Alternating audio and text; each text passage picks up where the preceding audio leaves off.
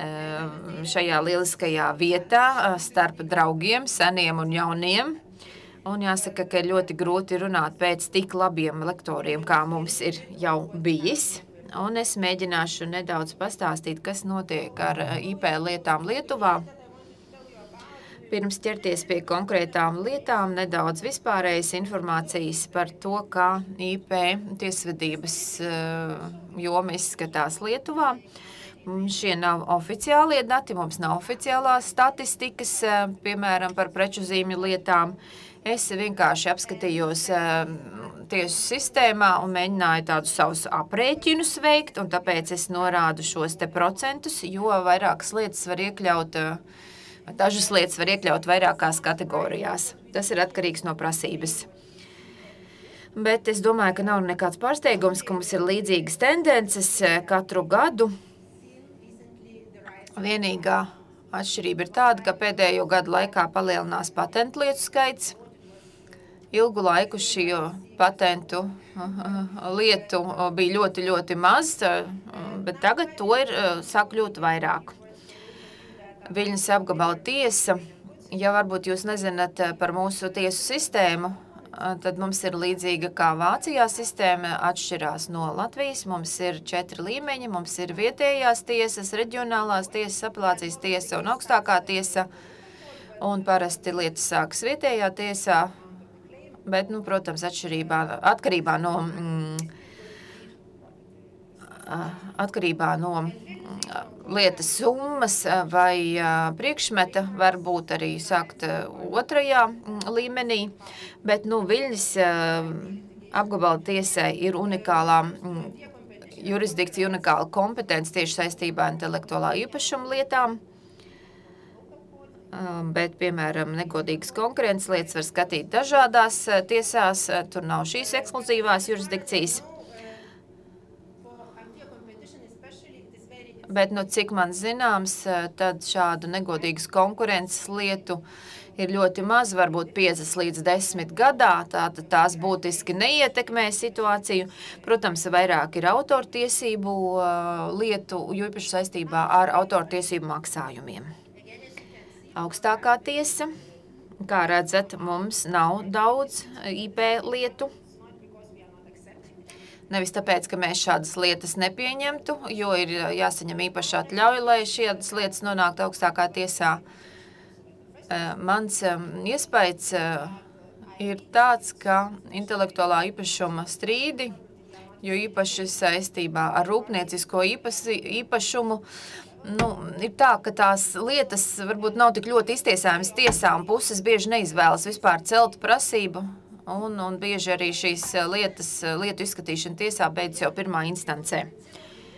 Ja mēs skatāmies uz civilu lietu departamentu, tad principā tur ir tāds ierasts tēmu sadalījums.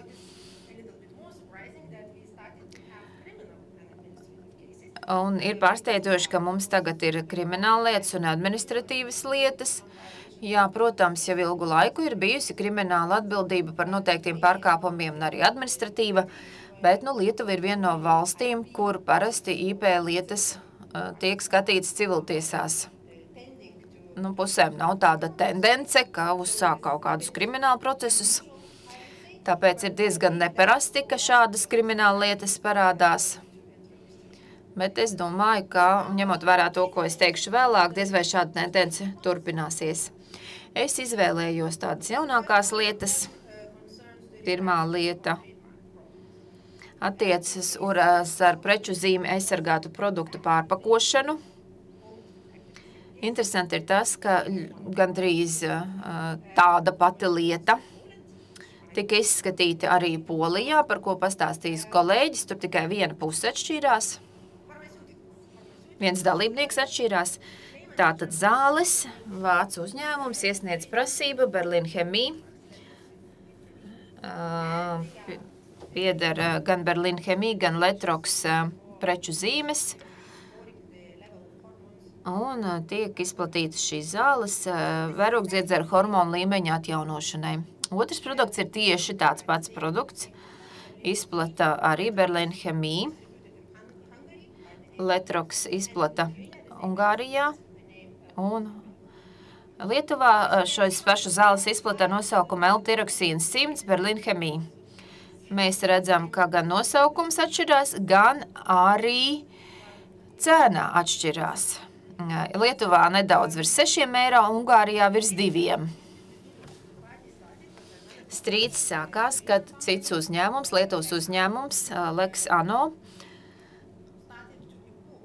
sāka importēt zāles Letrox no Ungārijas un informē preču zīmes īpašnieku, ka plāno ne tikai pārpakot šīs zāles, kas ir nepieciešams juridisku iemeslu dēļ, piemēram, tulkojums jānostrošina, un arī pārsauks šīs zāles. Tās tirgos ar tādu pašu nosaukumu, kā Berlinchemie pārdod. Prasītājs iebilda, bet neskatoties uz iebildumiem, šo zāļu tirzniecība tika uzsākta, un tad prasītājs vērsās tiesā, lūdzu aizliegumu izplatīt, pieprasīja kompensāciju, proti visu peļņu, ko atbildētājs bija ieguvis no šo zāļu pārdošanas. Šajā gadījumā pirmās instances tiesai un apelācijas tiesai bija atšķirīga pieeja, bet tagad paskatīsimies uz piemērojumiem tiesību aktiem, uz to testu, kas ir jāpiemēro, atbilstoši Eiropas Savienības tiesas noteiktajiem nosacījumiem, proti ir jāizpilda 5 nosacījumi, lai varētu pieļaut zāļu, atvainojos, ar preču zīmē aizsargātu produktu pārsaukšanu. Tad šeit nebija strīda par 2. līdz 5. nosacījumu.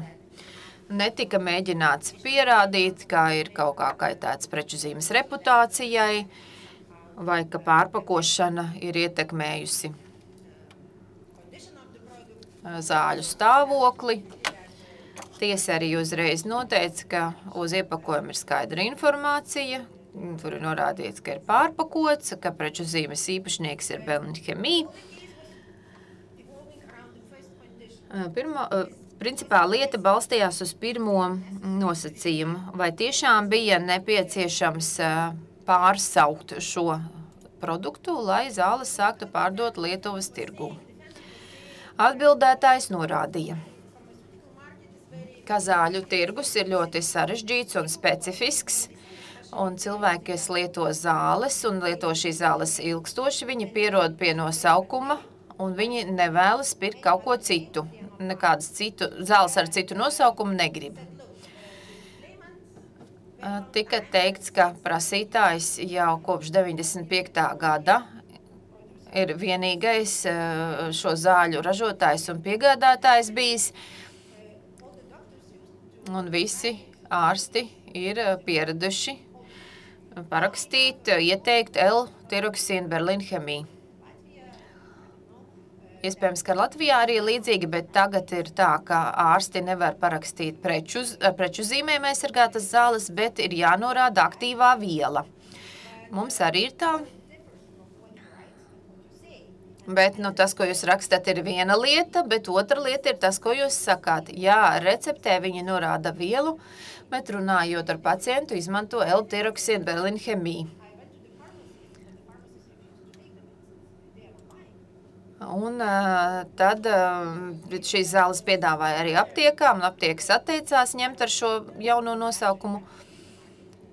Un attiecīgi uzņēmumam bija jāiziet no tirgus, lai gan zāles bija lētāks, bet cilvēki vienkārši nepirka. Tika iesniegts arī socioloģisks pētījums par valsts iedzīvotāju informētību un uzticēšanos obligātai veselības apdrošināšanas sistēmai. Un tur tika atklāts, ka tiešām ir liela pretestība pret šādiem pārsauktiem zāļu produktiem un ka cena nav galvenais kritērijs, kuru pacienti izmanto, lai izvēlētos zāles. Un kas attiecas šīm konkrētām zālēm, ņemot vērā to, kā šīs zāles iedarbojas, tās parasti paraksta uz ļoti, ļoti ilgu laiku, varbūt uz visu mūžu.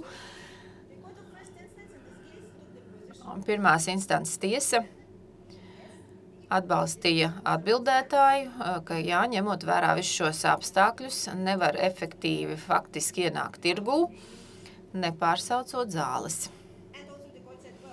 Un tiesa arī norādīja, ka mēs mēģinājām prasīt prasītājiem, kāpēc jūs iebilstat pret pārsaukšanu, viņa neko neatbildēja. Un tiesa nāca pie secinājuma, ka prasītājs mēģina neatbilstoši neatbalstām iedzīvoties uz atbildētāja rēķina un uzstāda nepamatotas pasības. Un tad bija arī strīds par pierādījumu slogu un norādīja, ka atbildētājiem jāpierāda, ka viņi nevar ienākt tirgu un prasītājs norādīja, ka viņiem pieder preču zīme un ka viņiem nekas nav jāpierāda. Apelācijas instancē bija cita pieeja un norādīja, ka apgalvojumiem par nespēju ienākt tirgu ir jāpamatojas uz juridiskiem šķēršļiem.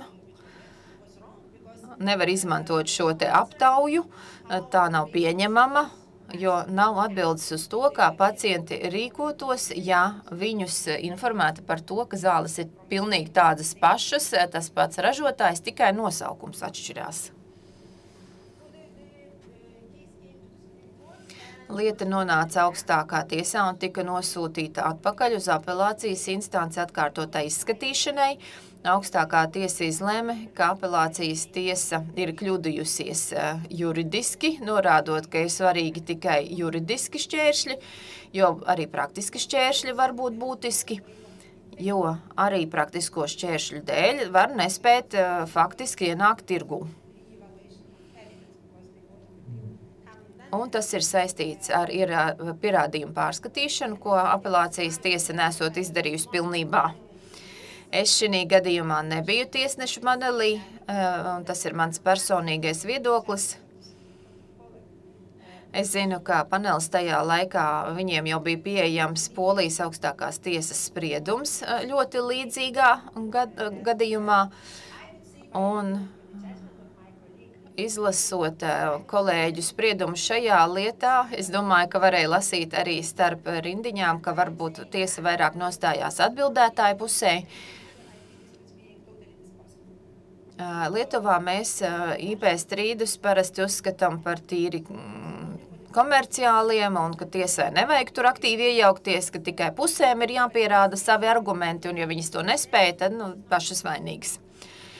Un augstākā tiesa šī gadījumā norādīja, ka šī lieta viņu ieskatā nav dispozitīva, tā tad būtu aktīvi jārīkojas, jo mums ir arī jāņem vērā pacientu intereses.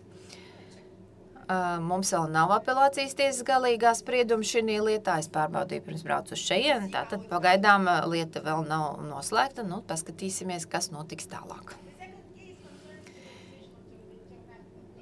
Otrā lieta ir saistīta ar ģeogrāfisko nosaukumu reģistrēšanu, un preču zīme ir Kaukazo, jeb Kaukās tulkojumā.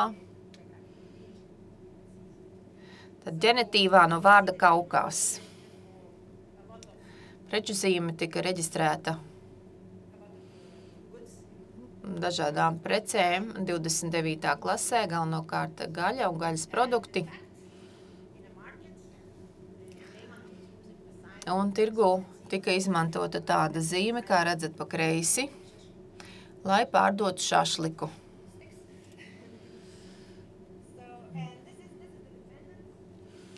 Šie ir atbildētāji.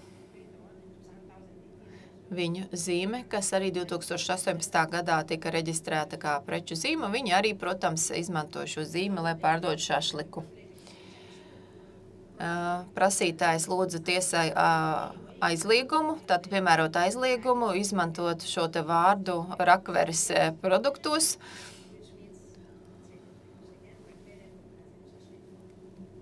Tātad uz rakveres Kaukāzu šašlika no cūkas kakla.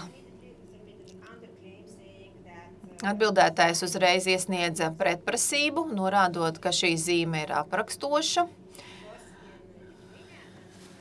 jo Lietuvā un iespējams arī Latvijā un citās valstīs, jo īpaši senākos laikos, padomu laikos, mums bija tāds teiciens, mums nebija armēņu vai gruziņu virtiņu, mums bija kaukāziešu virtuve. Tātad daudz dažādu garšaugu, daudz gaļas un dažādu garšvielu. Mums joprojām ir šāda izpratne par šo virtuvi. Mums arī ir daudz restorānu, kas izmanto šo te vārdu savienojumu. Un prasītājs atbildēja, ka, ja tiesa uzskatīs, ka šai preču zīmē tā nav pietiekami atšķirīga, kam, protams, viņi nepiekrīt, tad viņi norādīja, ka nē, tomēr ņemot vērā, kā prasītājs šo ir izmantojis tirgū vienīgais vairāk nekā 10 gadus, tad tāpēc jau šī preču zīme būtu jāaizsargā. Un viņi bija ļoti aktīvi, iesūdzēja tiesā visus, kas mēģināja kaut ko ar Kaukāzu saistītu izmantot šādiem produktiem. Kā jums šķiet, kā būtu izlemjama šāda lieta?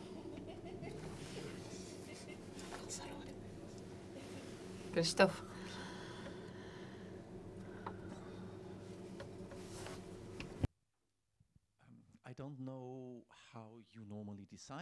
Es nezinu, kā jūs šādās lietās parasti lemjat, bet man šķiet, ka ir ļoti maza iespēja, ka prasītājs varētu šādā lietā uzvarēt. Tā vismaz man šķiet. Jā, tas man priecēja, jo visas tiesas Lietuvā, to starp augstākā tiesa lēma šādi, varbūt argumentācija bija nedaudz atšķirīga. Tika atbalstīts atbildētājs tādā ziņā, ka šī preču zīme ir aprakstoša attiecībās preču īpašībām. Pirmkārt, tiesa atsaucās uz Eiropas Savienības tiesas judikatūru, lai gan tā nav ES preču zīme, mēs tāpat izmantojam līdzīgus principus. Tad ģeogrāfiskie nosaukumi, tur ir 2 soļu tests. Pirmkārt ir jānosaka, kas varētu būt attiecīgie patērētāji, un vai patērētājs to saprastu kā ģeogrāfisku nosaukumu. Varbūt, ka tā ir pilsēta, par kur jūs nekad neesat dzirdējuši. Tātad otrkārt, vai varētu būt kaut kāda saikne, asociācijas starp šīm precēm un pakalpojumiem un šo ģeogrāfisko vietu. Ar pirmo soli nekādu problēmu nebija. Visi zin, kur ir Kaukāza reģions. Protams, sabiedrība to izprot kā ģeogrāfisku vietu. Un otrā darbība, otrais solis. Šajā gadījumā augstākā tiesa norādīja, ka jā, iepriekš tiesā ir bijis, tiesa ir spriedusi pareizi, un ka, ja mēs zinām, ka reģions ir saistīts ar konkrētu virtuvi, cilvēku prātos ar unikālām kulinārām tradīcijām, tad šī ir tā saikne, kas padara šo preču zīmi aprakstošu attiecībās preču īpašībām, jo vismaz mazākā mērā tas varētu ietekmēt pircēju iepirkšanās paradumus. Un arī gramatiskā forma tiesai bija svarīga. Parasti tā nav. Ja jūs gribat nosaukumu, tad jūs to norādat nominatīvā. Šeit bija ģenetīvā, kā Kaukāza. Tā tad jau tika it kā šī te papildu saikne vai attiecināmība uz konkrēto ģeogrāfisko reģionu. Šī konkrētā gramatiskā forma varētu arī likt domāt, ka preces nākšu no šī konkrētā reģiona vai ir kaut kā citā veidā saistīta ar šo reģionu. Vēl bija tā, ka prasītājs augstākās tiesas līmenī pēkšņi pamodās, varētu teikt, un teica, ka tiesas visu laiku ir spriedušas tikai par šašliku, bet man jau ir arī citas preces ar šādu preču zīmi. Kāpēc arī tās citas preces, kas ir tai pašā kategorijā, nevar skatīt šajā lietā? Mēs te runājam tikai par šašliku, un argumentācija ir par šašliku, bet ir jau arī citas preces. Un paskatieties uz manu reģistrāciju, tur šašliks vispār nav rakstīts. Un kad es runāju ar saviem draugiem, advokātiem, es saku tā, nedariet, jūs sev iešaujat kājās. Un ja vienā instancē jūs sakat, ka mēs pārdodam identiskas preces šašliku, bet pēkšņi kasācijas līmenī jūs sakat, ka jums šašlika nav, nu tas tiesas ieskatā nemaz nav tik pozitīvi. Protams, var noraidīt šādu argumentu kā novēlotu. Un tiesa minēja, ka tiek apskatīti gaļas produkti, un arī šajā virtuvē, Kaukāza virtuvē, izmanto daudz gaļas, un attiecīgi šādu pašu argumentāciju var piemērot visai grupai. Un ir iegūts šis atšķirīgais raksturs. Augstākā tiesa nepārvērtēja zemākās instances tiesas argumentāciju. Bet, principā tika secināts tas, ka ir vienīgais, kas izmantoja šādu nosaukumu tirgu, ar to vien nepietiek, un tika arī parādīts tiesā, ka 74% cilvēku pat pēc tā, ka prasītājs 10 gadus bija izmantojis šo te preču zīmi viens pats, tāpat cilvēkiem lielākajam vairumā gadījumu šis vārds asociējās ar konkrētu geogrāfisko reģionu. We had a lot of fun having this case. Šis ir cits gadījums diezgan interesants par zīmi Pomodoro, tātad ģenerisks vārds, iesniegta reģistrācija, kas bija vēl derīga, tad, kad tās tika apstrīdēta, un tā tika pēc Nīca klasificēta kā 9, kā arī 41. Pomodoro man nebija jauns vārds. Mums ir tāda pizzerija Pomodoro, bet šeit bija runa par kaut ko citu. Prasītājs ir vācu valstspiederīgais un šajā jomā arī labi pazīstams Pomodoro atsaucās uz īpašu taimeri, ko bija radījis prasītājs. Un tā ir Pomodoro tehnika, un līdzīgi kā Pomodoro zīmē, prasītājiem arī bija tāda Pomodoro tehnika. Un jūs varat redzēt šeit tāda tomātu veida taimeris, virtuves piederums, tā arī reģistrēta preču zīme, kā arī balsoties uz preču zīmi netika te celta prasība, bet atbildētājs savukārt pārdod lejuplādējumu aplikāciju. Var iet uz aplikāciju Pomodone app, un ko var konfigurēt, lai izmantot arī Pomodoro tehniku, proti taimeri. Un tas ir tas, ko atbildētājs darīja, tā kā daļēji tas bija gan funkcionāli kā kopija, gan arī vārda izmantošana Pomodoro, jeb Pomodone. Prasītājs prasīja šādu zīmju vēl atcelšanu un ikvienu citu vārdu, kas līdzīgs Pomodone arī no mobilajām aplikācijām un neļauj arī atbildētājiem reģistrēt šo preču zīmi. Savukārt atbildētājs teica, ka viņa izmantotā aplikācija pilnīgi nav līdzīga Pomodoro. Turpat nav viens un tas pats vārds. Otrs argumentāts bija tāds ļoti interesants, ka pirmā, jeb esošā preču zīme, acīm redzot, preču zīme ir vāja, jo tikai tehnoloģija, ja tehnika ir tā unikālā. Un trešais, ka to nevar nekādi sajaukt, jo manā mājaslapā ir skaidri norādīts, ka man nav nekāda sakara ar Pomodoro preču zīmi, un ka tas ir kaut kas pilnīgi cits. Te atkal tiesas dažādi lēma. Pirmās instances tiesa kaut kā noticēja prasītājiem, sakot, jā, ka šī preču zīme ir vāja, bet pat ja tā nebūtu, tad nav iespēja sajaukt, tāpēc zīmes nav līdzīgas. Kāpēc? Tāpēc, ka tur ir vienā ir tikai lielie burti, un otrā zīmē ir tā kā 3 dažādi vārdi pomo, kas nozīmē itāļu valodā ābols, tad nevis done, nevis dore, bet done, kā gatavs, un ap kā aplikācija. Tas nav jālas kā pomo doņe, bet pomo dan app, ja mēs izmantojam kaut kādu, kaut ko līdzīgu, vai angļu, vai citu valodu. Apelācijas tiesa nepiekrita atšķirīgam lēmumam, sakot, tas ir reģistrēta preču zīme. Mēs nevaram teikt, ka tā nav pietiekami atpazīstama, tā tad ir reģistrēta kā atpazīstama, tā kā vismaz minimālā atšķirība ir jāatzīst, bet mēs nepiekrītam, ka atšķirība ir tik milzīga un ka pomodoro vienmēr asociē ar attiecīgās klases, jeb apakšklases precēm.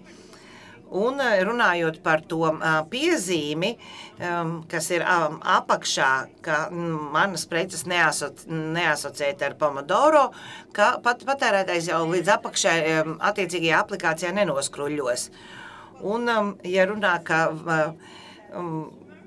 nevar sajaukt, jo tās ir dažādas burtu kombinācijas, atkal tiesa teica, ka kāds lasīs vārdu un izlasīs viņu kā pomodoro, nevis pomodon ap, ka tas nav pietiekami apstiprinoši. Tātad augstākā tiesa piekrita apelācijas tiesai, sakot, ka jau reģistrēta preču zīme ir absolūti neatpazīstama, jo tā taču ir reģistrēta. Tāpat arī to, ka pomodoro vienmēr ir asociējams ar prasītāja preču zīmi. Un nevienmēr tomāts tiek izmantots taimeriem.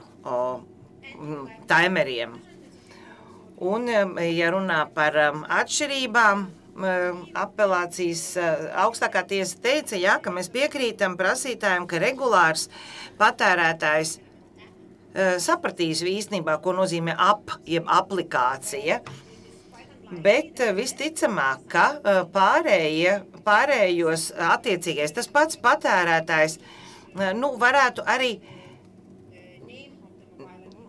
neasociēt ar pomodan bet gan kā pomodoro, un ka lielo mazo burtu lietošana nav pietiekama, lai tas kalpotu kā atšķirība. Papildus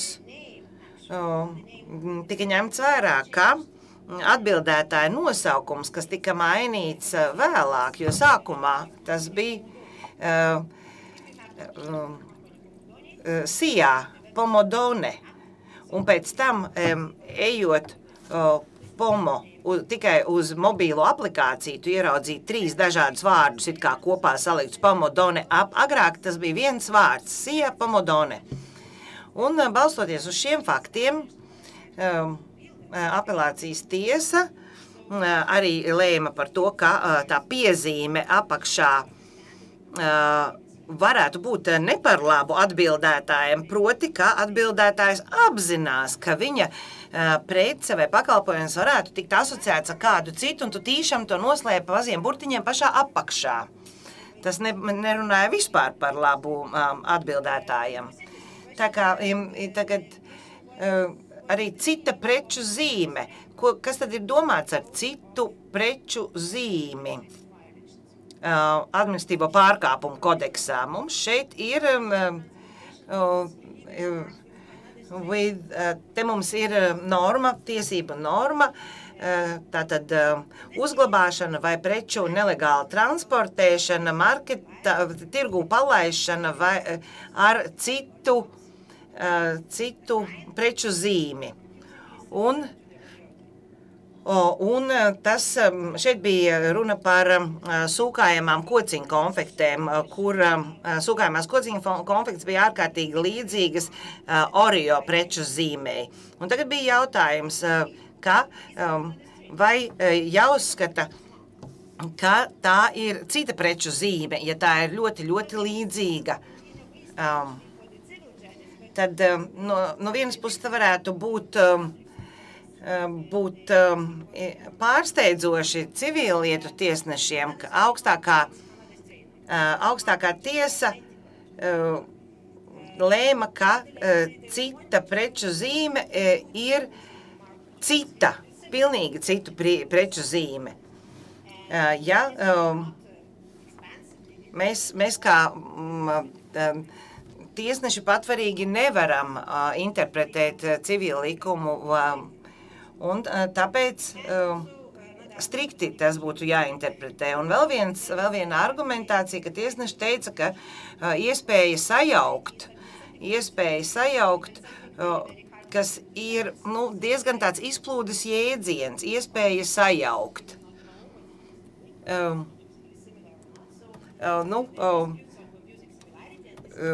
Tas tagad citāts, ka parasti šādas lietas risina civil procesos. Un visticamāk, ka tas arī turpmāk tā notiks, un tas nebūs jārisina kādā citā tiesā, piemēram, krimināla tiesā.